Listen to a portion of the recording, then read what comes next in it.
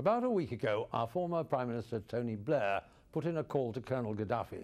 Whatever was said doesn't seem to have changed the Libyan dictator's mind, however close these two might once have been.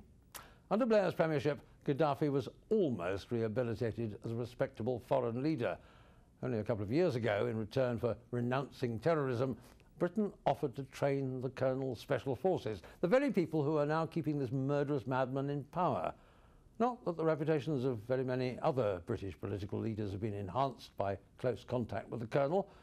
It was on the watch of another former Prime Minister, Gordon Brown, that the convicted mastermind of the Lockerbie terrorist bombing was released from a Scottish jail on humanitarian grounds. He was said to be weeks away from death by cancer. 18 months on, he's still living in Tripoli, though these days he might feel a little bit safer back in Scotland. Qaddafi has long been recognised as a scheming and unpredictable individual, but Libya is rich in oil. It made the man wealthy and us cautious of upsetting him. But maybe we're now in danger of swinging too far the other way.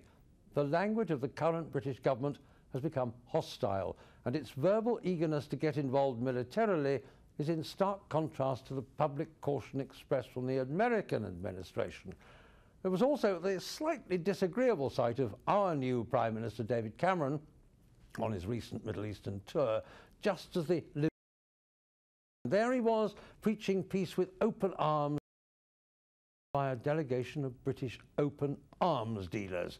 You see, we're always keen to sell the means of military oppression, even if we can't afford the hardware ourselves. Mr. Cameron talked about imposing a no-fly zone on Libya, policed presumably by the Royal Air Force, which has just been so severely cut back at home that it is virtually a no-fly zone itself. A huge British aircraft carrier, however, is preparing to head for the Mediterranean, passing by Libya as close as you can get. She's HMS Invincible, once the pride of the Royal Navy's fleet, shortly on her way, under tow, to a Turkish scrapyard. You see, in this crisis, the British government talked big, but has been left looking very small. This is Ed Boyle for CBS News in London.